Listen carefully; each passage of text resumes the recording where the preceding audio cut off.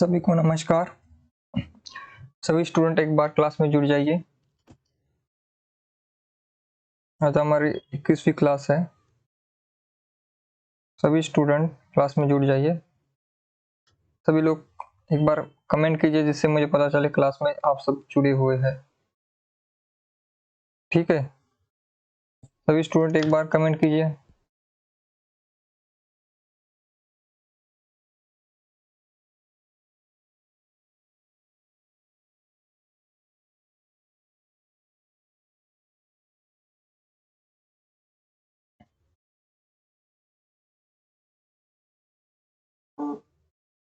सभी स्टूडेंट जो है एक बार कमेंट कीजिए क्लास में। ठीक है, तो आज छत्रपति शिवाजी महाराज जी का जो है आज जन्मदिन है। आज ही के दिन वो उनका जन्म हुआ था, तो इसलिए सभी को छत्रपति शिवाजी महाराज जी की जयंती पर सभी को जो है शुभकामनाएं। तो 1630 में जो है उनका जन्म आज के दिन हुआ था, 19 फरवरी 1630। इम्पोर्टेंट डेट है आपके लिए भी, ये आपको याद रखनी है। उनका जन्म पुणे में हुआ था, पुणे जिले में। तो आज उनकी जयंती भी है, तो इसलिए सभी को शुभकामनाएं। और आगे हम बढ़ते हैं क्लास में। इसके बाद क्लास की तरफ हम बढ़ते हैं। हमने भक्ति काल शुरू किया था, और भक्ति काल में हमने क्या शुरू किया था? प्रेम गाथा लिखने वाले शुद्ध प्रेम मार्गी सूफी कोइयों के विषय के बारे में जो शुक्ल जी ने बताया था, तो वो हम पढ़ रहे थे प्रेम गाथाओं के बारे में। प्रेम गाथा सूफी किस में आएंगे? सूफी में आएंगे। किस में आएंगे? सूफी। सूफी कौन थे? मुसलमान फकीर, यानी कि मुसलमान संत साधु जो सूफी बन गए, जिन्होंने अपने धर्म के कुरीतियों को छोड़कर एक प्रकार से जो है ईश्वर की जो है ईश्वर को प्राप्त करने का मार्ग जो है प्रेम का मार्ग चुना, ना कि साधना का मार्ग चुना, ना ही मस्जिद का मार्ग चुना। उन्होंने कहा कि काव्य से, प्रेम से हम जो है ईश्वर की प्राप्ति करेंगे। तो ये जो है सूफी कहलाए। तो सूफी फकीर या फिर सूफी संत। तो इनमें क्या है कि प्रेम तत्व जो है सबसे महत्वपूर्ण है। सबसे महत्वपूर्ण क्या है? प्रेम तत्व। प्रेम तत्व सबसे महत्वपूर्ण है इसमें। ठीक है, तो इसमें हमने देखा कि सूफी कवियों ने जो कहानियां ली है वे सब हिंदुओं के घर में से बहुत दिन चलती आती कहानियां हैं, जिनमें आवश्यकता अनुसार उन्होंने कुछ हेर फेर किया है। तो ये हमने कल पढ़ा था कि सूफियों ने जो कहानियां ली है वो क्या है? हिंदुओं की भी पहले से चलती आ रही कहानियां है। हिंदुओं के घर में जो पहले से चलती आ रही कहानियां है वो उन्होंने ली है। तो सूफी कवियों ने जो कहानियां ली है वे सब हिंदुओं के घर में बहुत दिनों से चलती आती कहानियां हैं, जिनमें आवश्यकता अनुसार उन्होंने कुछ हेर फेर किया है। कहानियों का मार्मिक आधार हिंदू है। मनुष्य के साथ पशु पक्षी और पेड़ पौधों को भी सहानुभूति सूत्र में बद्ध दिखाकर एक अखंड जीव समिष्टि का आभास देना हिंदू प्रेम कहानियों की विशेषता है। मनुष्य के घोर दुख पर वन के वृक्ष भी रोते हैं, पक्षी भी संदेश पहुंचाते हैं। यह बात इन कहानियों में मिलती है। तो जो हिंदू संस्कृति है जिसमें क्या है कि समिष्टि, जीवन का समिष्टि, समिष्टि यानी कि सबको संभाले। समिष्टि एक होता है व्यष्टि, व्यष्टि यानी कि एक व्यक्ति, और समिष्टि यानी कि संपूर्ण जगत। तो संपूर्ण जगत के जीवों को संभाल लेने की जो है प्रथा किसमें थी? हिंदू संस्कृति में थी। इसलिए वसुदैव कुटुंबकम, ये जो कहते हैं कि विश्व ही हमारा एक घर है, सबके साथ भाईचारा, केवल इंसानों के साथ नहीं, पशु पक्षियों के साथ। जैसे कि हमारे यहाँ पर गाय को माता माना जाता है, गौ माता, नदी को भी माता माना जाता है। ये जो कॉन्सेप्ट हिंदुओं में था, यही कॉन्सेप्ट जो है सूफियों ने भी ले लिया। जो हिंदू धर्म में जो स्टोरियां पहले से चलती आ रही थी, वही स्टोरियों को जो है हेर फेर करके सूफियों ने अपनी स्टोरी प्रेम गाथा है उसमें ऐड कर दी। तो प्रेम गाथाएं किस प्रकार की थी? उसमें एक राजा यानी कि राजकुमार होता है, दूसरे राजकुमारी होती है, और राजकुमार को राजकुमार के सौंदर्य का जो पता चलता है, उसके बाद वो उसे खोजने के लिए निकलता है, उसमें उसे खोजते हुए उसे काफी कठिनाई आती है, अंत में जो है उसे राजकुमार मिल जाती है। इस प्रकार की जो कहानियां जो है सूफी कवि लिखते थे। सभी कहानियां लगभग इसी प्रकार के ढांचे पर थी। इसका एक उदाहरण क्या है, पद्मावत। पद्मावत किसने लिखी थी? जायसी ने। जायसी में क्या है, जैसे कि पद्मावत में रत्नसेन है। रत्नसेन को एक तोता कहता है कि पद्मावत नाम की एक सुंदर राजकुमारी है, तो उसकी खोज में वो निकल जाता है। फिर काफी कठिनाइयों के बाद उसे वो रानी मिल जाती है। यही सूफी कॉन्सेप्ट है, यही सूफी कहानियों का कॉन्सेप्ट है। ठीक है। शिक्षितों और विद्वानों के काव्य परंपरा में यद्यपि अधिकतर आश्रयदाता राजाओं के चरित्रों और पौराणिक या ऐतिहासिक आख्यानों की ही प्रवृत्ति थी, पर साथ ही कल्पित कहानियों का भी चलन था, इसका पता लगता है। जैसे ईश्वरदास की सत्यवती कथा, हमने ये आपको याद करवाया था। और कैसे किया था? ईश्वर का जो दास होगा, यानी कि ईश्वर का जो सेवक होगा, वो क्या करेगा? हमेशा सत्य बोलेगा। तो ईश्वरदास की कौन सी कृति है? सत्यवती कथा।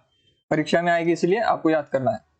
इसके बाद क्या है? सूफियों के रहस्यवाद के विषय में शुक्ल जी ने क्या लिखा, देखिए। बीच बीच में रहस्यमय पारोक्ष की और जो मधुर संकेत मिलते हैं वे बड़े ही हृदयग्राहिणी होते हैं। कबीर में जो रहस्यवाद मिलता है वह बहुत कुछ उन परिभाषिक संज्ञाओं के आधार पर है जो वेदांत और हठ योग में निर्दिष्ट है, पर इन प्रेम प्रबंधकारों ने जिस रहस्यवाद का आभास बीच बीच में दिया है उसके संकेत स्वाभाविक और मर्मस्पर्शी है। तो मर्मस्पर्शी क्या है?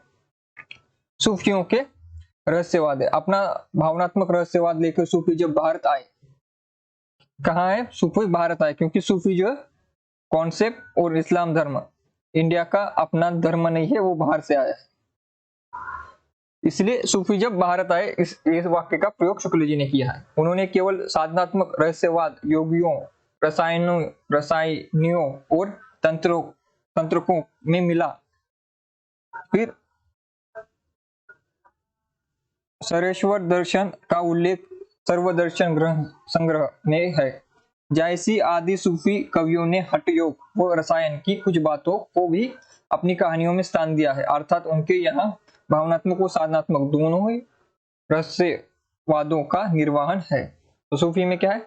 दोनों है, भावनात्मक भी है और साधनात्मक भी। दोनों रहस्यवाद किस में मिलते हैं? जायसी में मिलते हैं। जायसी जो सूफी में सबसे प्रमुख कवि है। ठीक है। Manish ji good morning. रेखा जी, सिंह जी, संजय कुमार जी, लक्ष्मी जी, सभी को नमस्ते।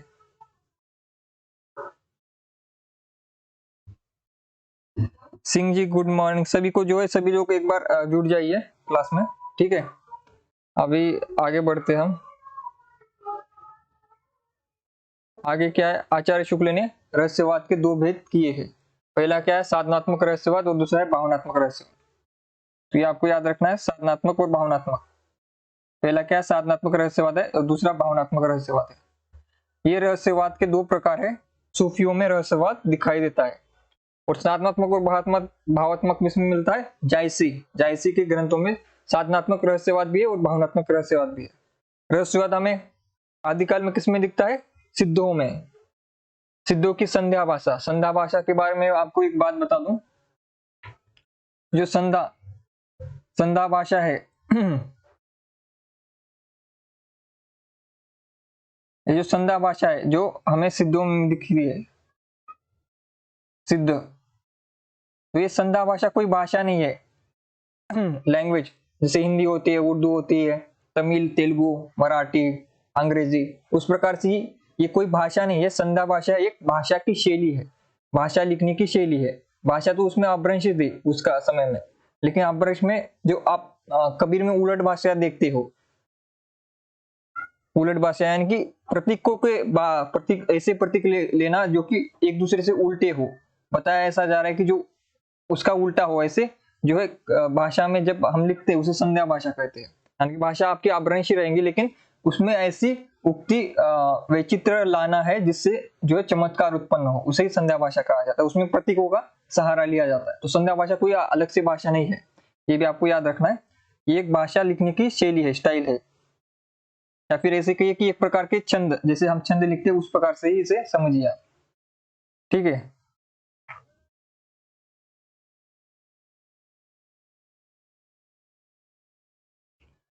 तो आगे बढ़ते हैं हम। जिस रहस्यवाद का आधार योग है वह साधनात्मक रहस्यवाद है, और जिसका आधार भक्ति या सूफी प्रेम सिद्धांत है वह भावनात्मक रहस्यवाद है। साधनात्मक रहस्यवाद में योग के अप्राकृत और जटिल आसान कर्मकांड और तप, कायष्ट, बर, इंद्रियों का दमन आदि है। इस प्रकार साधक मन अव्यक्त तत्वों का साक्षात्कार तथा अनेक अलौकिक सिद्धियां प्राप्त करता हुआ भगवान के निकट पहुंचने का प्रयत्न करता है। तंत्र व रसायन भी साधनात्मक रहस्यवाद के अंतर्गत आते हैं, पर उनका स्तर अपेक्षाकृत निम्न है। तो भावनात्मक क्या है, कई भावनात्मक रहस्यवाद की कई श्रेणियां हैं, जिसमें से किसी एक रहस्य भावना को आधार मानकर भक्ति सरल एवं माधुर भाव से श्रद्धारत होता है। भक्त और साधक में अगाध विश्वास तथा आत्म समर्पण की भावना प्रबल रहती है। इस रहस्यवाद के अंतर्गत अद्वैत ब्रह्म की ही कल्पना होती है। तो भावनात्मक क्या है, अद्वैत ब्रह्म। अद्वैत का अर्थ क्या है, शंकराचार्य का अद्वैत।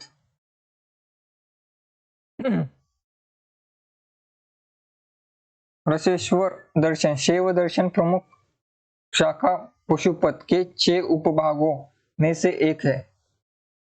तो शैव दर्शन में अलग अलग शाखा है। शैव दर्शन की अलग शाखा है, उसमें से पशुपति शाखा है। महाराष्ट्र कर्नाटक की शाखा लिंगायत शाखा है। तो यह दर्शन एक इस सिद्धांत पर आधारित है कि शरीर को अमर बनाए बिना मोक्ष प्राप्त नहीं हो सकता तथा अमरत्व की प्राप्ति केवल पारद के माध्यम से संभव है। शैव दर्शन में रसेश्वर अर्थात पारे को शिव का विरय व गंधक को पार्वती का रज माना गया है।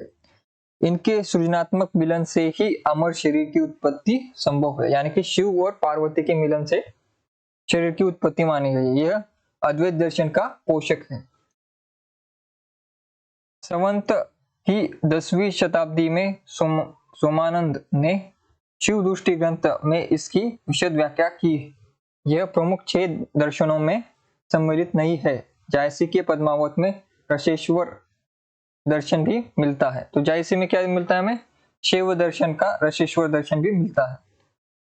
सर्वदर्शन संग्रह यह मध्वाचार्य विद्यारण्य द्वारा रचित ग्रंथ है। इसमें मध्वाचार्य ने 16 दर्शनों का वर्णन किया है, जिसमें से रसेश्वर दर्शन भी एक है। मध्वाचार्य अद्वैत के प्रवर्तक मध्वाचार्य से भिन्न है। ये जो मध्वाचार्य है विद्यारण्य है, ये दूसरे मध्वाचार्य है, और जो द्वैतवाद के मध्वाचार्य है वो अलग है।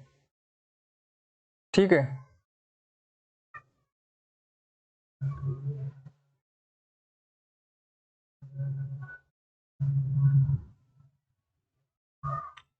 भक्ति काल में मिलने वाले प्रेम तत्वों को लेकर लिखा गया शुक्ल द्वारा कि कबीर का ज्ञान पक्ष तो रहस्य और गुह्य की भावना से विकृत मिलेगा, पर सूफियों से जो प्रेम तत्व उन्होंने लिया वह सूफियों के यहाँ चाहे काम वासना ग्रस्त हुआ हो पर निर्गुण पंथ में अविकृत रहा।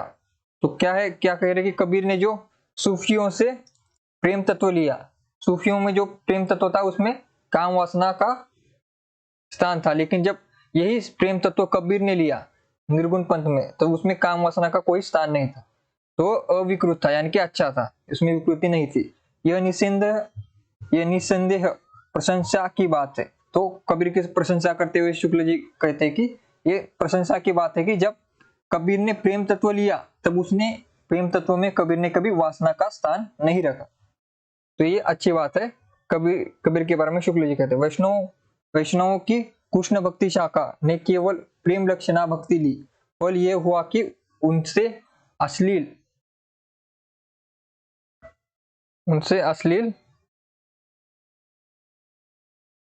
विलासिता की प्रवृत्ति जगाए। उन्होंने क्या है, अश्लील विलासिता का प्रवृत्ति जगह। किसने? कृष्ण भक्ति शाखा। क्योंकि कृष्ण भक्ति शाखा में केवल क्या लिया गया? प्रेम को ही लिया गया, बाकी सारे भक्ति के तत्वों को नहीं लिया गया, कर्म तत्वों को छोड़ दिया गया।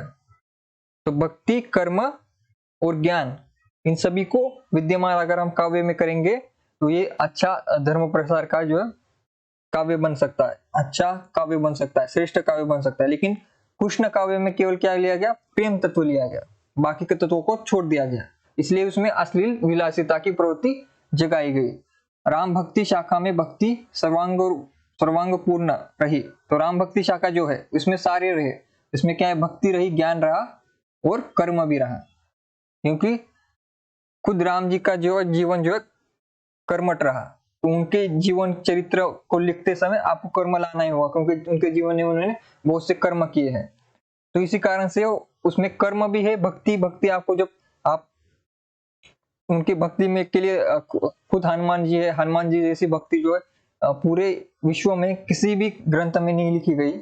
ऐसा चरित्र जिसमें भक्ति इतनी सरस हो, इतनी सरल हो और इतना ज्ञान होने के बावजूद अगर कोई किसी की सेवा करता है, ऐसा उदाहरण आपको जो है कोई दूसरा भारत में क्या विश्व में कहीं पर भी नहीं मिलेगा, हनुमान जी जैसा उदाहरण। तो इसलिए राम काव्य जो है श्रेष्ठ काव्य रहा बाकी सभी काव्यों में, बाकी सभी भक्ति शाखाओं, इससे वो विकृत न हो नहीं पाई। तो इसलिए जो है शुक्ल जी के प्रिय कवि कौन है? तुलसी।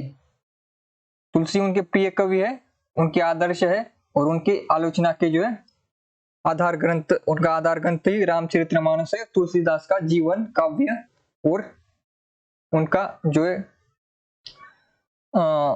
जो भी जीवन संघर्ष रहा, यही उनके लिए जो आधारभूत रहा शुक्ल जी के लिए। तो तुलसी भक्ति पद्धति में कर्म यानी कि धर्म और ज्ञान का पूरा सामंजस्य और समन्वय रहा। तो कर्म को ब्रैकेट में धर्म क्यों रखा गया है? क्योंकि कर्म ही धर्म है, कर्म ही धर्म है। कायिक वे कैलाश, जैसे जो आप भक्ति काल देख रहे हो, जो आंध्र प्रदेश से जो ऊपर भक्ति काल कर्नाटक में आई, तो कर्नाटक में एक संत हुए महात्मा बसवेश्वर। तो बसवेश्वर जी का जो है सबसे प्रमुख वाक्य क्या है कि कायिक वे कैलाश, यानी कि कर्म ही धर्म है, वर्क इज वर्कशिप, यानी कि जो आप कर्म करते हो वही आपका धर्म है, वही आपका ईश्वर की पूजा है। तो वही यहाँ पर लिखा गया। कर्म को ब्रैकेट में धर्म क्यों लिखा गया? क्योंकि कर्म ही धर्म है। धर्म का अर्थ रिलीजन नहीं होता, धर्म का अर्थ हिंदू मुसलमान नहीं होता। धर्म का अर्थ है काम करो, लेकिन लोग काम छोड़कर क्या करते हैं? हिंदू मुसलमान करते हैं और झगड़ा करते रहते हैं, तो उनमें धर्म नहीं है। तो आप देखेंगे कि इंडिया में बहुत से लोगों को सिर्फ मानने वाला धर्म का प्रयोग करते हैं, उनके अंदर असली धर्म जो होता है कर्म, वो होता ही नहीं है। तो असली धर्म को छोड़कर जो है नकली धर्म के पास चले गए हैं। तो कर्म और ज्ञान का पूरा सामंजस्य और समावयन किसमें है? तुलसी की भक्ति में। तुलसी की भक्ति अर्थात क्या है? राम भक्ति शाखा। तुलसी जहाँ आएंगे वो राम भक्ति है, क्योंकि राम भक्ति शाखा में तुलसी आते हैं। सगुण उपासक भक्त भगवान के सगुण और निर्गुण दोनों रूपों को मानता है। तो यहाँ पर इंपॉर्टेंट कथन शुक्ल जी ने कहा है, सगुण उपासक भक्त भगवान के सगुण और निर्गुण दोनों रूपों को मानता है। तो इसका उदाहरण क्या है? इसका उदाहरण, सबसे बड़ा उदाहरण है तुलसीदास जी। तो तुलसीदास जी अपने रामचरितमानस में कौन सी पंक्ति एक है? सगुणी आगुणी नहीं कुछ भेदा। इसमें जो है इस पंक्ति से आप इसका अर्थ ले सकते हो कि जैसे तुलसीदास जो है सगुण उपासक थे, लेकिन वो उन्होंने निर्गुण की भी उपासना की और निर्गुण ईश्वर की भी जो है कॉन्सेप्ट को जो है समझाया था अपने रामचरितमानस में। जैसे कि आप वो पंक्तियां पढ़ सकते, शिव जी द्वारा कही सगुण ही अगुण ही नहीं कुछ भेदा, यानी कि सगुण और अगुण में कोई भेद नहीं है। लेकिन जो जनता है, जो उनके भक्त है, भक्तों के प्रेम के खातिर ईश्वर जो है निर्गुण रूप से सगुण रूप धारण करते हैं। जैसे वो उदाहरण देते हैं तुलसीदास जी शिव जी के द्वारा कि जिस प्रकार से बर्फ होता है, बर्फ और पानी जो लिक्विड होता है और जो स्थूल होता है उसमें कोई अंतर नहीं है। अगर बर्फ जम जाए और उसे अगर हम हीट दे तो पानी बन जाएगा, और हीट दे तो बाष्प बन जाएगा। तो ये तीनों अवस्था पानी की है। तो उसमें जो स्थूल अवस्था है या फिर द्रव अवस्था है या फिर बाष्प अवस्था है, ये तीनों में भी पानी पानी ही है, लेकिन हमें दिखाई दूसरा देता है। उसी प्रकार से जो है ईश्वर भी कभी सगुण होता है, कभी निर्गुण होता है, होता तो एक ही है। जैसे पानी के जो है प्रकार बदलते जाते हैं, जिस प्रकार का टेम्परेचर होता है उस प्रकार से वो बदलता है, लेकिन पानी पानी ही रहता है। उसी प्रकार जो ईश्वर सगुण उपासक जो जनता है, जो उनके भक्त है, उनकी प्रेम के खातिर जो अपना निर्गुण रूप को सगुण रूप में परिवर्तित कर लेते हैं। यही तुलसीदास ने कहा था, उसी से जो है यहाँ पर शुक्ल जी कहते हैं कि सगुण उपासक भक्त भगवान के सगुण और निर्गुण यानी कि शरीर रूप और जो निराकार रूप दोनों रूपों को मानते हैं। तो जो सगुण होते हैं दोनों रूपों को मानते हैं, लेकिन जो निर्गुण होते हैं वो केवल निर्गुण रूप को मानते हैं। निर्गुण में कौन आते हैं? कबीर आते हैं। सगुण में कौन आते हैं? तुलसीदास आते हैं, रैदास आते हैं, ये आते हैं, सूरदास आते हैं जो कि कृष्ण भक्ति के उपासक है, और राम भक्ति शाखा के कौन है? तुलसीदास। तो पर भक्ति के लिए सगुण रूप ही स्वीकार करता है। पर क्या है, भक्ति के लिए कौन से रूप को स्वीकार करते हैं? वो जो सगुण उपासक होते हैं भक्ति के लिए वो केवल सगुण को स्वीकार करते हैं। जब भक्ति करते तब सगुण रूप ही उनके लिए ठीक रहता है। निर्गुण रूप ज्ञान मार्गियों के लिए छोड़ देता है। तो निर्गुण में क्या है? ज्ञान है। निर्गुण में क्या है? ज्ञान है। तो निर्गुण किसके लिए छोड़ देता है? ज्ञान मार्गियों के लिए, यानी कि कबीर जैसे लोगों के लिए। सब सगुण मार्गी भक्त भगवान के व्यक्त रूप के साथ साथ उनके अव्यक्त और निर्विशेष रूप का भी निर्देश करते आए हैं, जो बोधगम्य नहीं। वे अव्यक्त की ओर संकेत भर करते हैं, उसके विवरण में प्रवृत्त नहीं होते। तो यहाँ पर देखिए, इसका उदाहरण हम तुलसीदास से ही ले सकते कि जो सगुण मार्गी भक्त होते हैं वो सबसे पहले तो भक्ति के लिए सगुण रूप को ही मान्यता देते हैं, लेकिन जब वो कभी काव्य लिखते हैं तो उसमें जो निर्गुण काव्य है, निर्गुण ईश्वर है, उसकी भी जो है संकल्पना थोड़ी सी स्पष्ट करते हैं, लेकिन उसमें डीप में नहीं जाते। वो किसके लिए छोड़ देते हैं? जो निर्गुण मार्गी पंथ है। जैसे तुलसीदास ने सगुणे अगुणे नहीं कुछ भेदा में लिखा था, उसी प्रकार वो सिर्फ केवल जो परिचय मात्र देते हैं निर्गुण ईश्वर का, लेकिन उसमें ज्यादा डीप में वो चले नहीं जाते। क्योंकि ये एक तो ये प्रकार है कि इस कॉन्सेप्ट को समझना थोड़ा मुश्किल होता है सामान्य जनता के लिए, इसलिए वो उस कॉन्सेप्ट को छोड़ देते। तो अभी हमने सगुण निर्गुण धारा की ज्ञान शाखा, अभी हम पढ़ेंगे प्रकरण 2। प्रकरण 1 हमारा खत्म हो चुका है। प्रकरण 2, इस प्रकरण में ज्ञानाश्रय शाखा के प्रमुख कवियों का वर्णन किया गया है। कवियों को इस क्रम में रखा गया है। तो कवियों का क्रम ये परीक्षा में आता है। तो ज्ञानाश्रय में कौन है? कबीर, रैदास का ही दूसरा नाम क्या है? रविदास, धर्मदास, गुरु नानक, दादू दयाल, सुंदरदास और मलुक, और अक्षर अनन्या।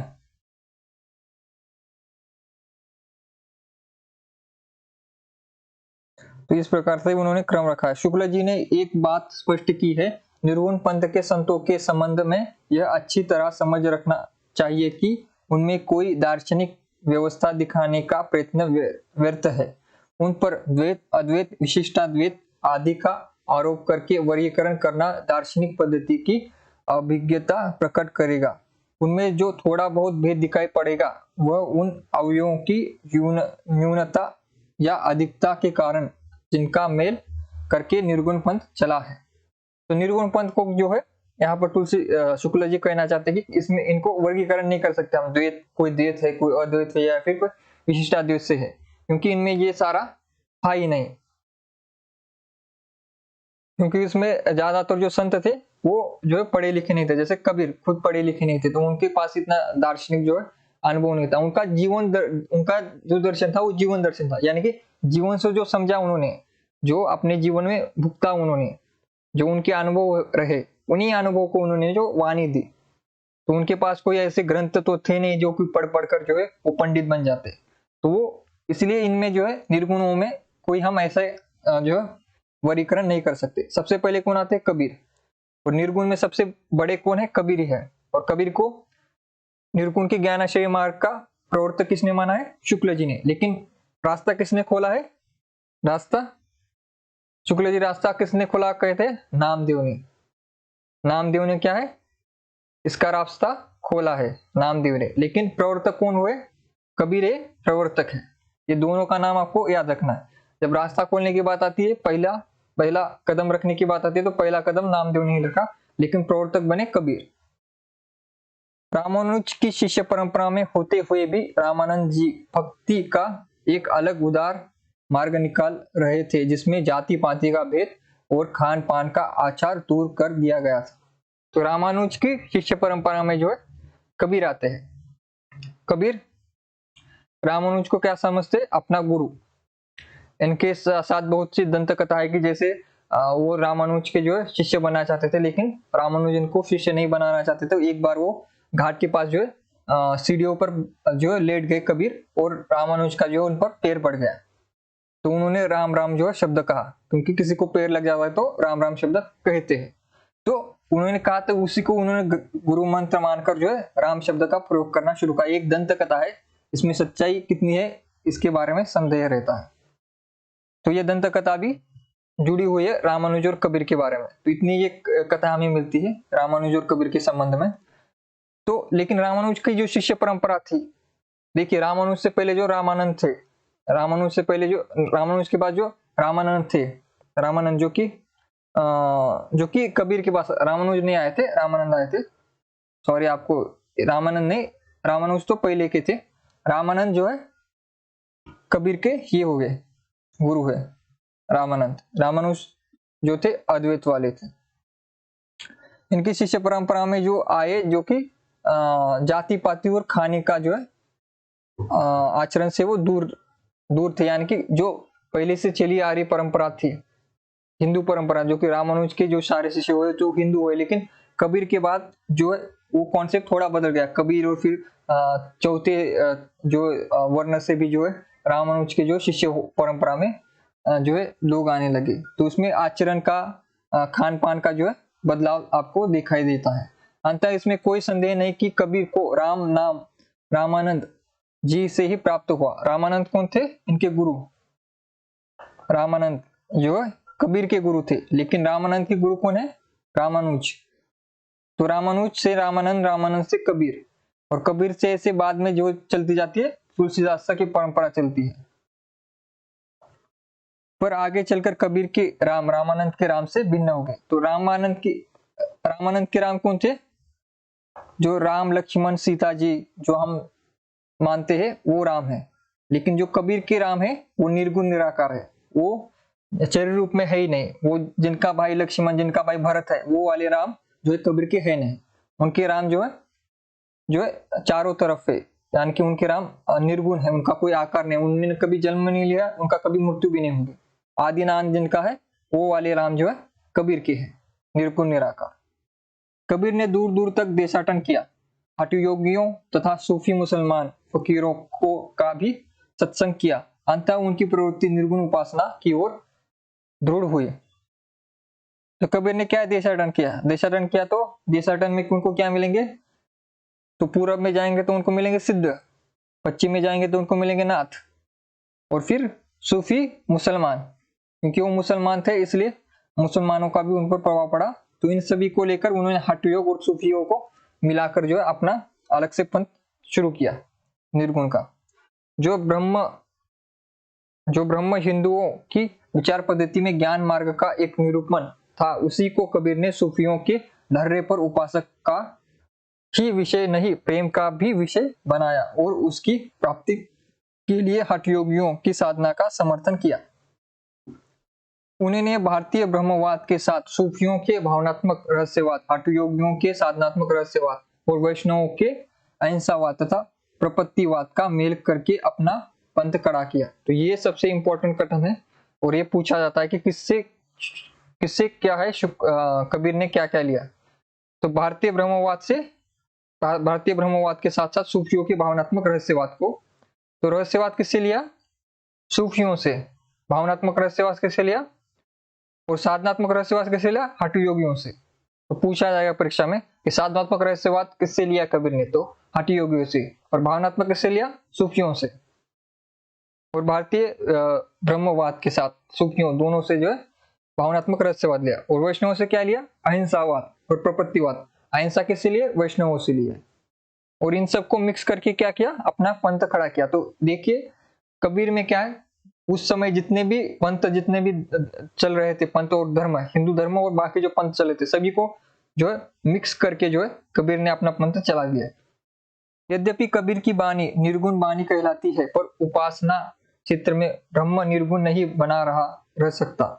सेवैये सेवक भाव में स्वामी में कृपा, क्षमा, औदार्य आदि गुणों का आरोप हो ही जाता है।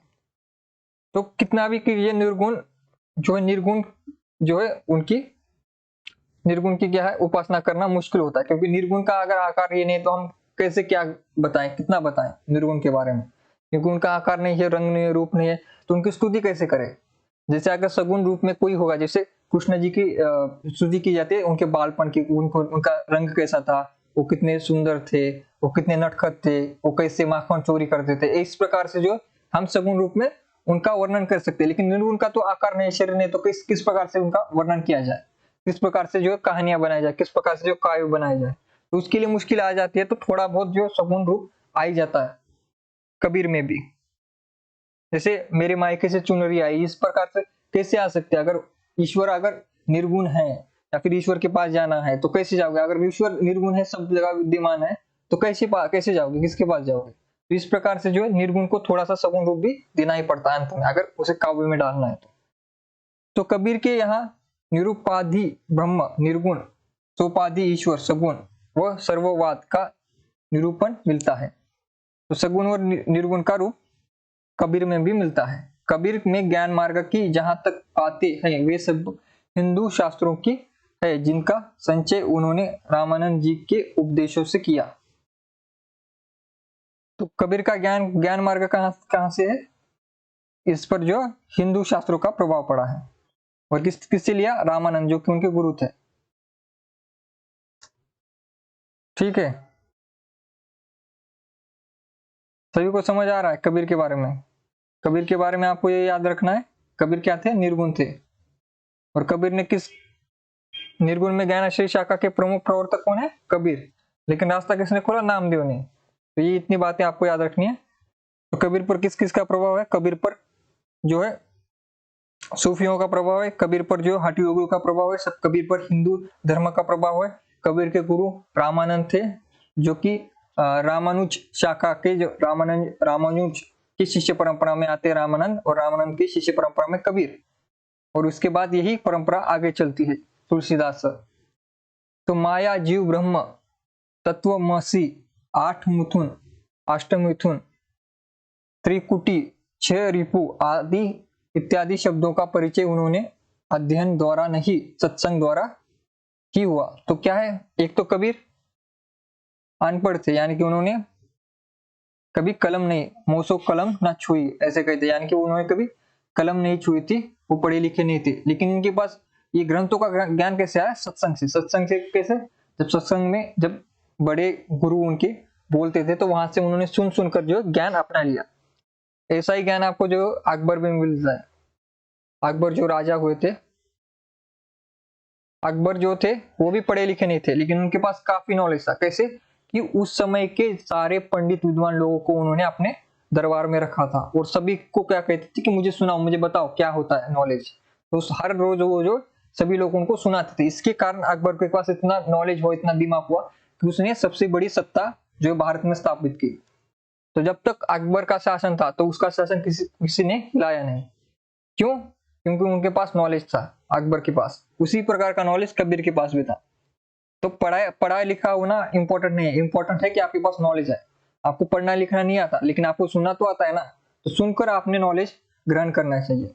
तो कबीर ने भी उसी प्रकार से जो है सत्संग से जो है, रामानंद के सत्संग से या फिर बाकी जो भी गुरु थे उनके सत्संग से जो है माया जीव ब्रह्म इसकी नॉलेज ली। ठीक है, किताबी नॉलेज यहाँ से ली उन्होंने सत्संग से, क्योंकि वे जैसा कि प्रसिद्ध है कुछ पढ़े लिखे न थे। उपासना के बाह्य स्वरूप पर आग्रह करने वाले और कर्मकांड को प्रधानता देने वाले पंडितों और मुल्लों दोनों को उन्होंने खरी खरी सुनाई, और राम रहीम की एकता समझकर हृदय को शुद्ध और प्रियमय करने का उपदेश दिया। तो राम और रहीम यानी कि हिंदू और मुसलमान के ईश्वरों को जो है एकत्रित करने का काम किसने किया, कबीर ने किया। और उन्होंने किसको खरी खोटी सुनाई? हिंदुओं के पंडितों को और मुसलमानों को, मुल्लों को, यानी कि मुस्लिम गुरु और हिंदू गुरु जो होते हैं, पंडित होते हैं दोनों तरफ के, उनको खरी खरी सुनाई। यानी कि जो भी पाखंड चल रहा था, जो भी विकृतियां दोनों धर्मों में आ चुकी थी, उन विकृतियों को अलग करने का काम किसने किया? कबीर ने किया। तो देशाचार और उपासना विधि के कारण मनुष्य में जो भेदभाव उत्पन्न हो जाते हैं, उसे दूर करने का प्रयास उनकी वाणी बराबर करती रही। यद्यपि वे पढ़े लिखे न थे, पर उनकी प्रतिभा बड़ी प्रखर थी, जिससे उनके मुंह से बड़ी चुटकुली और व्यंग चमत्कार पूर्ण बातें निकलती थी। उनकी उक्तियों में विरोध और असंभव का चमत्कार लोगों को बहुत आकर्षित करता था। तो उलट भाषा, जिस प्रकार से आपको पता है कबीर की उलट भाषा, इससे क्या होता है? चमत्कार और आकर्षण निर्माण होता। तो ये चुटकुली बातें, व्यंग्यात्मक बातें करते थे, जिससे जो है जनता में जो अशिक्षित जनता थी, जिनको दबाया गया था, वो जनता क्या है? कबीर की तरफ काफी आकर्षित हो गई। इस प्रकार की वो चमत्कार पूर्ण भाषा और जो है हंसी मजाक वाली भाषा में जो है अपने पदों को रचते थे, अपने दोहों को रचते थे। इसी के कारण जो जनता में उनकी जो प्रसिद्धि बढ़ती गई दिन ब दिन। यही यहाँ पर शुक्ल जी कह रहे। अनेक प्रकार के रूपकों और अनुयुक्तियों द्वारा ही इन्होंने ज्ञान की बातें कही है, जो नई न होने पर भी वाग्य वैचित्र्य के कारण अनपढ़ लोगों की चकित किया करती थी। तो यहाँ पर क्या है कि आपको पहले भी बताया गया कि कबीर की जो फॉलोअर्स है वो कौन है? जो निचले तबके के लोग है और जो अनपढ़ है, यही कबीर के फॉलोअर्स थे।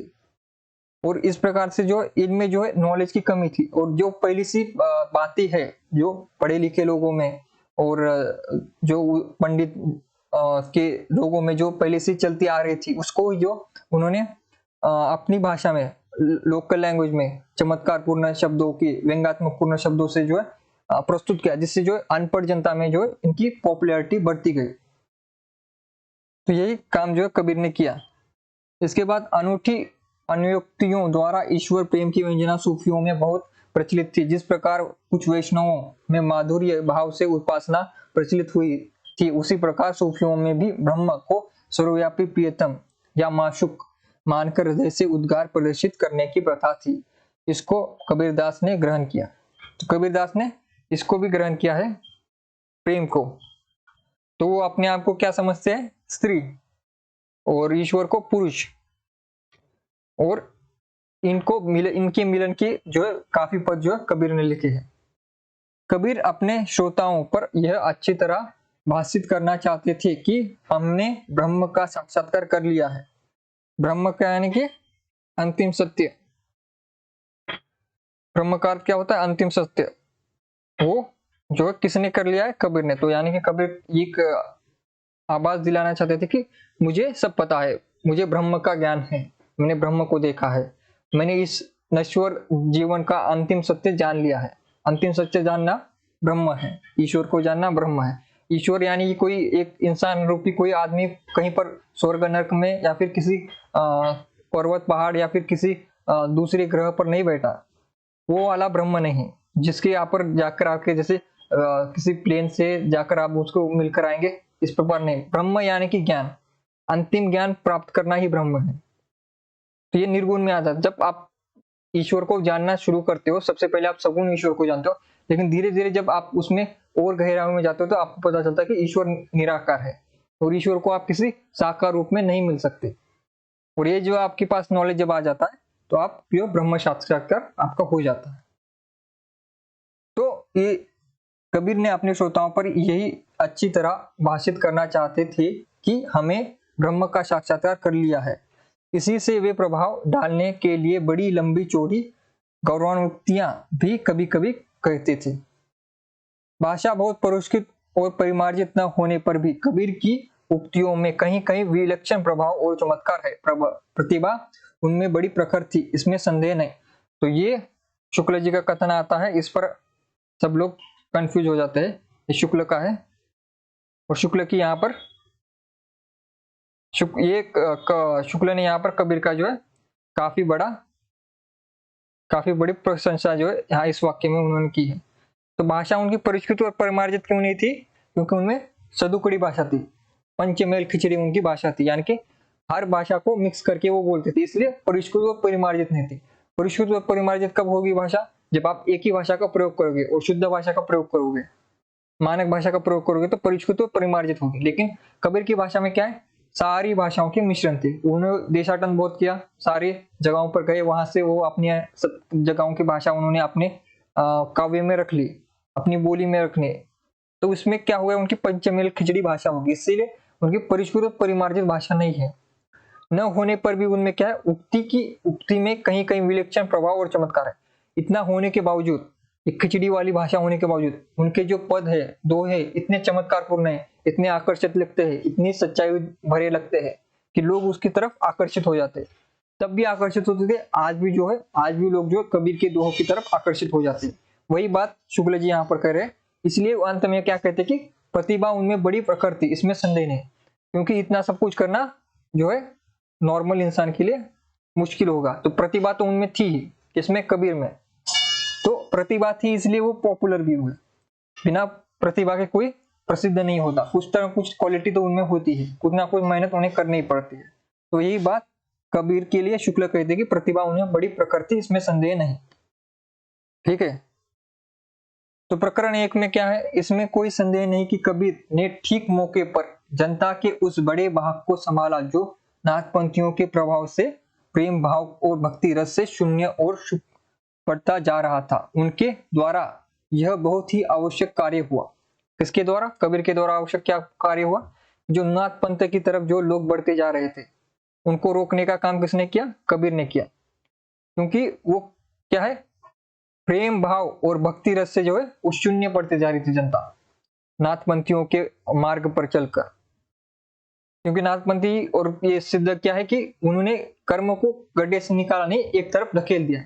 उनमें कर्म नहीं था, भक्ति नहीं थी, इस प्रकार के सारी भावना को जिससे दुनिया चलती है, उनको सबको अलग करके नाथपंथ और सिद्ध पंथ जो अलग ही कॉन्सेप्ट पर चल रहे थे, जिसका जो बुरा प्रभाव देश पर पड़ सकता था। तो लेकिन उसी ऐन मौके पर क्या है? कबीर आकर उन्होंने जनता को बचा लिया, इन पंथों से दूर करके। तो यही शुक्ल जी यहाँ पर कहते हैं, इसके साथ ही मनुष्यत्व की सामान्य भावना को आगे करके निम्न श्रेणी की जनता में उन्होंने आत्मगौरव का भाव जगाया। तो ये काफी बड़ा काम किया है और इसका श्रेय कबीर को जाना भी चाहिए कि जो निम्न जाति के लोग थे उनमें आत्मगौरव था ही नहीं, लेकिन उनका आत्मगौरव जगाने का काम किसने किया? कबीर ने किया। तो आत्मगौरव जो उनमें था नहीं, कबीर, क्योंकि कबीर भी झूला जाति के थे, वो भी निम्न जाति की ही थी कबीर खुद, तो वो उनकी पीड़ा को समझ सकते हैं। जो खुद पर बीतती है वो जो पीड़ा समझ सकता है। दुखी की पीड़ा कौन समझ सकता है? जिसने दुख झेला हो। राजा कभी फकीर की जो है गरीबी नहीं महसूस कर सकता। राजा को पता क्या होता है, भूख क्या होती है, बिना खाए सोना क्या होता है। तो राजा नहीं समझ सकता एक भिखारी की, एक भिक्षुक की जो है दर्द, उसका तकलीफ कौन समझेगा? जो दूसरा भिखारी होगा। वैसे ही कबीर भी जो निम्न श्रेणी के लोगों को क्यों समझे? क्योंकि वो खुद निम्न श्रेणी के एक व्यक्ति थे, इसलिए उन्होंने उनका दुख समझा और उनमें आत्मगौरव का जो है भाव जगाया। ठीक है, आत्मगौरव का भाव जगाया और भक्ति की ऊंचे से ऊंचे सोपान की ओर बढ़ाने के लिए बढ़ावा दिया। तो एक केवल आत्मगौरव नहीं बढ़ाया, उसमें उनमें भक्ति भी डाल दी। भक्ति से क्या होगा? उनका आत्मगौरव बढ़ेगा, कॉन्फिडेंस बढ़ेगा और साथ ही साथ उनका विकास होगा। कौन सा विकास? ज्ञानात्मक विकास। ज्ञानात्मक विकास होगा, भावनात्मक विकास होगा और उसका प्रभाव किस पर पड़ेगा? उनके काम पर, उनके जीवन पर। तो ये काम किसने किया है? कबीर ने किया है। और ये सारे काम आपको कहाँ नहीं मिलते? ना तो नाथ पंथ में नहीं मिलते, सिद्ध पंथ में तो बिल्कुल भी नहीं मिलते। सिद्ध पंथ क्या करता था? मदिरा पीना, मांस खाना और शीश संसर्ग करना, इससे किसी का विकास हो सकता है क्या? नहीं हो सकता। तो आयन में ऊपर कबीर ने आकर जो जनता जो नाथ और सिद्धों की तरफ बढ़ रही थी उनको रोका और जो है भक्ति की तरफ ले गए, उनके आत्मगौरव को, उनका सेल्फ रिस्पेक्ट की उनका बढ़ाया। तो ये काम जो है कबीर ने किया है और इसकी ये बात किसने की है? शुक्ल ने। तो यहाँ पर शुक्ल ने फिर से कबीर की तारीफ की है। ठीक है, तो ये भी आपको याद रखना है, प्रकरण 1 में ये बात कही गई है। और फिर से दूसरा एक पॉइंट का प्रकरण 1 से है, कबीरदास ने नाथपंथी जोगियों की कई बातें ग्रहण की। जैसे नाथपंथियों ने भेदभाव को निर्दिष्ट करने वाले उपासना के बाहरी विधानों को अलग करके अंत साधना पर जोर दिया, लेकिन नाथपंथियों ने हृदय शून्य पक्ष सामान्य अंत साधना का मार्ग अपनाया, पर कबीर ने इसे नहीं स्वीकारा। नाथ पंथ और निर्गुण पंथ में यह मुख्य अंतर है। कबीर व निर्गुण पंथियों ने अंत साधना में रागात्मक भक्ति और ज्ञान का योग किया। तो जो नाथ पंथियों में अच्छी बात कौन सी थी कि बाह्य आडंबर जो थे, तीर्थाटन करना या फिर मंदिर जाना, मस्जिद जाना, इस सभी को उन्होंने बंद किया और कहा कि अंत साधना करो, यानी कि मन में ही ईश्वर है, मन में ही साधना करो, मन में ही योग करो, बाहर जाने की आवश्यकता नहीं। तो ये अच्छी पॉइंट जो है कबीर ने पकड़ लिया, ये अच्छी बात है, क्योंकि निम्न जातियों के लोगों को मंदिर में जाने का, मस्जिद में जाने का, प्रवेश करने का हक नहीं था। तो ये अच्छा पॉइंट जो है कबीर ने पकड़ लिया नाथों से। लेकिन उनमें हृदय पक्ष शून्य था, लेकिन उनमें हृदय नहीं था नाथों में। अंत साधना करने की तो बात करते थे, लेकिन उनमें ज्ञान, इसकी बातें और हृदय यानी कि भावनात्मक भाषण बातें जो इनमें नहीं थी। तो वो पक्ष उन्होंने छोड़ दिया, जो गलत पक्ष था उसको छोड़ दिया और जो अच्छी बातें है उन्होंने ले ली। तो कबीर ऐसे कवि है जिन्होंने सारे धर्मों में जो अच्छी बातें थी, सारे पंथों में जो अच्छी बातें थी, उन अच्छी बातों को जो है लेकर अपना पंथ चलाया है, जो कि पहले हमने पढ़ा था, तो यहाँ पर भी फिर से हम देख रहे हैं। कबीर ऐसे स्मार्ट व्यक्ति थे जिन्होंने अच्छी अच्छी बातों को, सभी की अच्छी बातों को जो है अपने आत्मसात कर लिया और उसे अपने पंथ में जो है लगा दिया। ठीक है, तो इसके बाद क्या है, कबीर का प्रकरण एक सही फिर से, कबीर ने जिस प्रकार एक निराकार ईश्वर के लिए भारतीय वेदांत का पल्ला पकड़ा, उसी प्रकार उस निराकार ईश्वर की भक्ति के लिए सूफियों का प्रेम तत्व लिया और अपना निर्गुण धूमधाम से निकाला। तो उन्होंने भारतीय वेदांत से क्या है, एक निराकार ईश्वर को, यानी कि हमारे जो वेदांत है, द्वैतवाद, अद्वैतवाद, वहां से जो है उन्होंने जो है भारतीय वेदांत से जो निर्गुण ईश्वर को, जो निराकार ईश्वर को, वहां से कॉन्सेप्ट को लिया। लेकिन उस निराकार ईश्वर को भक्ति में कैसे लगाए, क्योंकि वो तो ज्ञान है, वो तो जो पढ़े लिखे लोग हैं उनके लिए निराकार ईश्वर कॉन्सेप्ट सहज होगा। लेकिन उनको अगर सामान्य जनता, अनपढ़ जनता की तरफ ले जाना है तो क्या करना होगा, उसमें प्रेम तत्व मिलाना हो। तो उन्होंने एक तरफ से भारतीय वेदांत से निराकार ईश्वर को लिया, दूसरी तरफ से सूफियों से प्रेम तत्व लिया, जिससे मनोरंजन बना रहे किसका, जो अनपढ़ जनता है, क्योंकि अनपढ़ जनता को मनोरंजन भी चाहिए, उनको जो है बोझिल बात हम समझा नहीं सकते। तो मनोरंजन, प्रेम तत्व जो है, सूफी कहानियां, ये सब कुछ जो उन्होंने लिया और दूसरी तरफ से भारतीय वेदांत को लिया, दोनों को मिक्स करके क्या किया उन्होंने, निर्गुण को धूमधाम से निकाला। ठीक है, ये सारी बातें आपको समझनी है।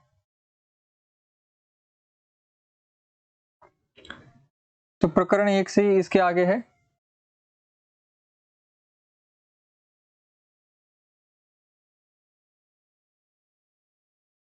ठीक है, प्रकरण एक में इन्होंने एक और तो स्वामी रामानंद जी के शिष्य होकर भारतीय अद्वैतवाद की कुछ स्थूल बातें ग्रहण की और दूसरी ओर योगियों और सूफी फकीरों के संस्कार प्राप्त किए। वैष्णवों से उन्होंने अहिंसावाद और प्रपत्तिवाद लिया।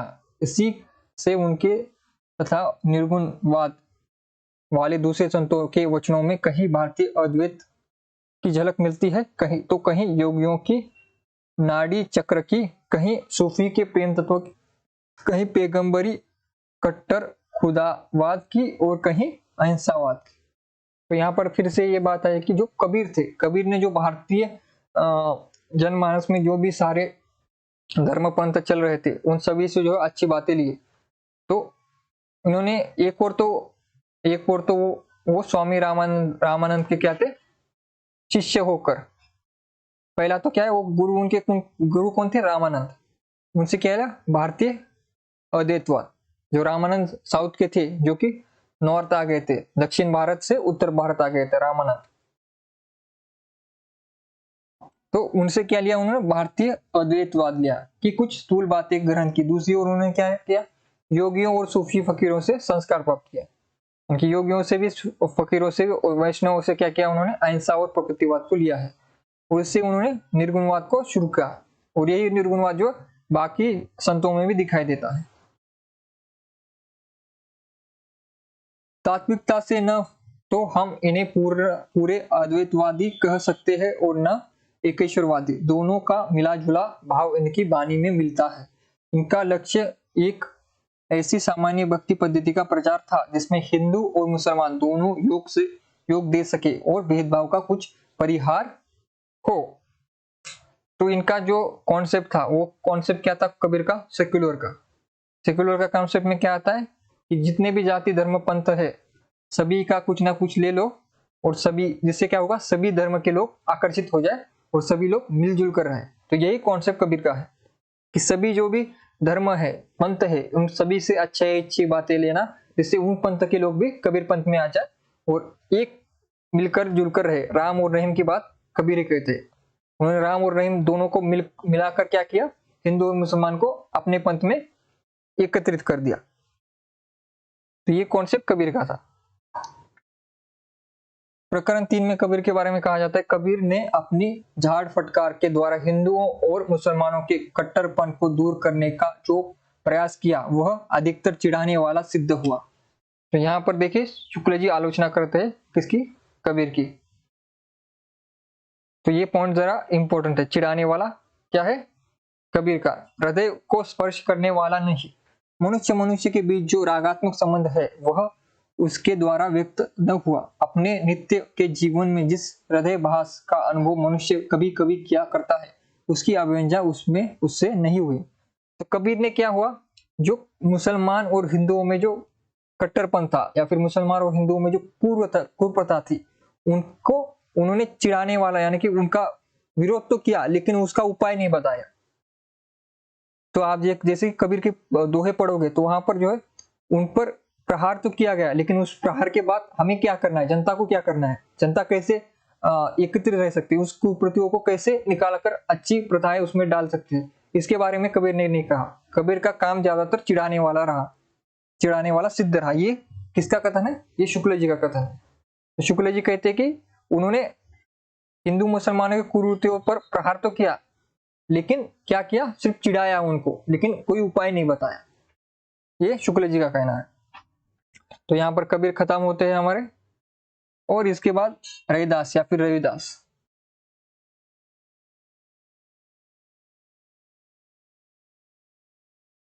तो रविदास का नाम भी हम देखते हैं कि प्राचीन यानी कि भक्ति काल में जो दलित साहित्यकारों में रविदास का एक नाम आता है, रविदास का। तो ये भी पॉइंट आपको याद रखना है। रविदास क्या है? रविदास का अपना अलग प्रभाव पांचह की ओर जान पड़ता है। साधुओं का एक संप्रदाय जो फर्रुखाबाद और थोड़ा बहुत मिर्जापुर में भी पाया जाता है। फर्रुखाबाद से संबंध किसका है? महादेवी वर्मा का। फर्रुखाबाद मिर्जापुर ये दोनों जो है यूपी में है, उत्तर प्रदेश में है, में पाया जाता है। रविदास की परंपरा में कहा जा सकता है रविदास की भक्ति भी निर्गुण ढांचे की जान पड़ती है। कहीं तो वे अपने भगवान को सब में व्यापक देखते हैं, कहीं कबीर की तरह परात्पर की ओर संकेत करते हैं। तो रविदास भी क्या थे? निर्गुण पंथी थे। रविदास जो है हमारे लिए उतने इंपॉर्टेंट नहीं है। इनसे इंपॉर्टेंट क्या है? धर्मदास, जो क्या हुए? कबीर के शिष्य, और कबीर के बाद कबीर की गद्दी इनको ही मिली। कबीर के मुख्य से मूर्ति पूजा, तीर्थाटन, देवाचरण आदि का खंडन सुनकर इनका झुकाव निर्गुण संत मत की ओर झुका। तो ये कबीर के शिष्य हुए, कबीर की बातों से जो है उनका काफी प्रभाव पड़ा, यानी कि मूर्ति पूजा का प्रभाव पड़ा, तीर्थाटन का, देवाचरण आदि का उन्होंने खंडन किया। ये खंडन आपको कहां पर दिखाई देता है? कबीर में। कबीर से पहले किसमें दिखाई देता है? सिद्धों में, सिद्ध और नाथ। जैसे कि मैंने आपसे एमसीक्यू करा था, उसमें आपने गलत किया था। सिद्धों और नाथों में मूर्ति पूजा नहीं है, तीर्थाटन नहीं है, देवाचरण बिल्कुल नहीं है। इसका वो क्या करते हैं? खंडन करते हैं। वही खंडन जो है कबीर में भी आपको दिखाई देता है। जो सिद्धों और नाथों में दिखाई देता है कि सिद्धों और नाथ मूर्ति पूजा नहीं करते, सिद्धों और नाथ तीर्थाटन नहीं करते, ठीक है। और इसलिए कबीर पंथ के भी लोग कोई तीर्थाटन नहीं करते, उनका कोई मंदिर नहीं है, ना ही मस्जिद है, ठीक है। इसका प्रभाव किस पर पड़ा? धर्मदास पर। धर्मदास कौन है? धर्मदास कबीर के सबसे प्रमुख शिष्य है, उनके उत्तराधिकारी है। अंत में ये कबीर के सत्य नाम की दीक्षा लेकर उनके प्रधान शिष्यों में हो गए और संवत 1575 में कबीरदास के परलोकवास पर उनकी गद्दी इन्हीं को मिली। तो कब मिली थी? संवत 1575 में, विक्रमी संवत हिंदू कैलेंडर के अनुसार जो उन्हें कबीरदास की मृत्यु के पश्चात उनको क्या है, कबीर की गद्दी मिली। और दीक्षा किस नाम से? सत्यनाम की दीक्षा। तो कबीर कौन सी दीक्षा देते थे? सत्यनाम की दीक्षा देते थे। दीक्षा देकर अपने पंथ में उनको ले लिया उन्होंने। तो किसी भी पंथ में लेने के लिए पहले क्या किया जाता है? दीक्षा दी जाती है, जिससे वो पंथ में आ जाए। इनकी रचना थोड़ी होने पर भी कबीर की अपेक्षा अधिक सरल भाव लिए हुए है। उसमें कठोरता और कर्कशता नहीं है। क्यों नहीं है? क्योंकि ये कबीर के शिष्य है। तो ऐसा होता है कि जब कोई एक आदमी काम करता है तो उसके बाद का काम उसका जो उत्तराधिकारी करता है। यानी कबीर ने वो काम कर लिया तो उसके बाद जो कबीर का ज्ञान था और उसका ज्ञान था धर्मदास का, वो और परिष्कृत होकर निकलता है। क्योंकि जैसे जो 2007 में स्मार्टफोन आया था जिस कंपनी का, आज उनका स्मार्टफोन देखिए उससे 1000 गुना बेहतर है। और आज से 10 साल बाद वही कंपनी इससे बेहतरीन स्मार्टफोन निकालेगी। उसी प्रकार यहाँ पर भी जैसे कबीर ने जो काम किया उसके बाद जो उनका शिष्य होगा उससे अच्छा काम करेगा, उससे सरल हो जाएगा, उससे सरल भाषा करेगा। इनका शिष्य उससे सरल भाषा में बात करेगा। तो ये जो है होता ही रहता है। तो कबीर की अपेक्षा किसकी भाषा सरल है? धर्मदास की। और धर्मदास ने ही इनके ग्रंथ जो है लिखे हैं।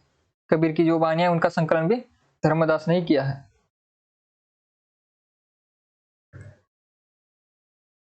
इन्होंने पूर्वी भाषा का ही व्यवहार किया।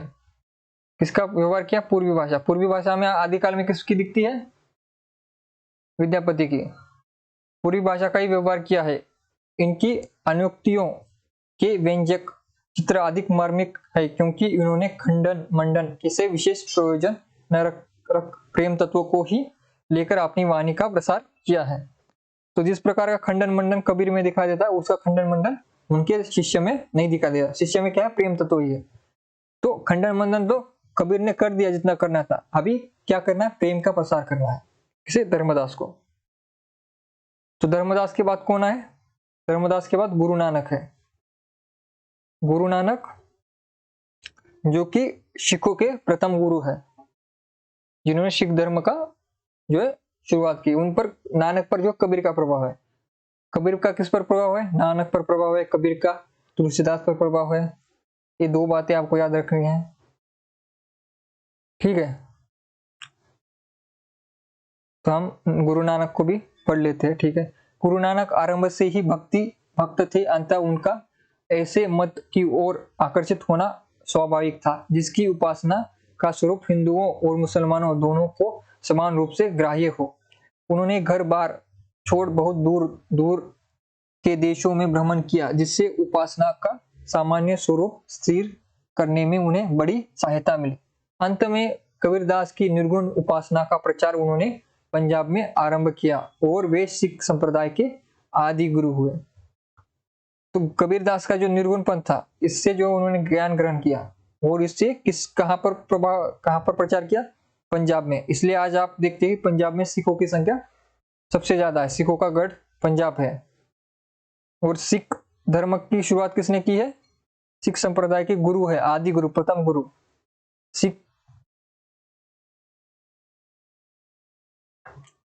सिख संप्रदाय को जो है गुरु नानक ने शुरू किया। तो सिख संप्रदाय में केवल कितने गुरु है? 10 गुरु है और ये प्रथम गुरु है गुरु नानक। और अंतिम गुरु कौन है? जल्दी बताइए, अंतिम गुरु कौन है?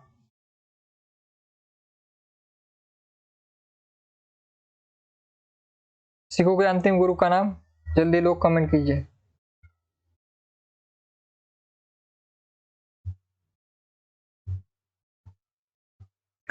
भक्ति या विनय के सीधे सादे भाव सीधी सादी भाषा में कहे गए हैं। कबीर के समान अशिक्षितों पर प्रभाव डालने के लिए टेढ़े मेढ़े रूपकों में नहीं। इससे इनकी प्रकृति की सरलता और भाव शून्यता का परिचय मिलता है। तो यहाँ पर जो कबीर जो टेढ़ी उक्तियां करते थे, ये टेढ़ी उक्तियां आपको नानक में नहीं मिलेगी। नानक में सारे भाव जो है भक्ति या विनय के सीधे साधे भाव है भक्ति या विनय के यानी कि करुणा, विनय, सेवा भाव के सीधे साधे और सीधी सादी भाषा में कहे गए हैं। कबीर के समान अशिक्षकों पर प्रभाव डालने के लिए टेढ़े मेढ़े रूपकों में नहीं। इससे इनकी प्रकृति की सरलता और अहम भाव शून्यता का परिचय मिलता है। यहाँ पर अहम भाव शून्यता का परिचय क्यों किया गया? क्योंकि कबीर में जो अहम भाव है वो शुक्ल जी कहते हैं कि उनमें अहम भाव था, कि उन्होंने ब्रह्म को जान लिया, ये अपने वाणियों में वो कहते थे, वाणियों में कहते थे, तो वो वहां पर अहंकार आ जाता है। तो वो अहंकार जो नानक में नहीं था, ऐसा शुक्ल जी यहाँ पर कहते हैं कबीर को जोड़कर। कबीर में जो उक्ति वैचित्र था, टेढ़ी बातें थी, उलटबासियां थी, जिससे वो चमत्कार उत्पन्न करके जनता को आकर्षित करते थे, वो बात जो है आपको नानक में नहीं मिलेगी। नानक जो सीधी सच्ची बातें करते, सरल बातें करते थे, और इस प्रकार से उन्होंने प्रचार किया पंजाब में अपना। सिखों के अंतिम गुरु थे गुरु गोविंद जी। गुरु गोविंद जो थे सिखों के अंतिम गुरु थे, 10वें गुरु, दशमेश जिन्हें कहा जाता है, दशमेश पिता, वो नांदेड़ में थे। नांदेड़ जो महाराष्ट्र में आता है, जो मेरा होम टाउन है, वहां से काफी नजदीक है। और वहां पर नांदेड़ में उनकी गुरुद्वारे, 2 गुरुद्वारे, एक मुख्य गुरुद्वारा है और जो छोटा गुरुद्वारा है, दोनों ही काफी सुंदर है। अगर कभी आपको समय मिले तो वहां पर आपको जाना चाहिए। तो नानक, जो गुरु नानक थे, तो सिख धर्म में 2 लोग प्रमुख हैं, एक तो गुरु नानक और फिर अंतिम गुरु गुरु गोविंद सिंह जी, जिन्हें खालसा पंथ की शुरुआत की। जो खालसा पंथ है उसकी शुरुआत नानक ने नहीं की, खालसा पंथ की शुरुआत गुरु गोविंद सिंह जी ने की है। ठीक है, तो नानक ने किसकी शुरुआत की है? नानक ने सिख धर्म की शुरुआत की है।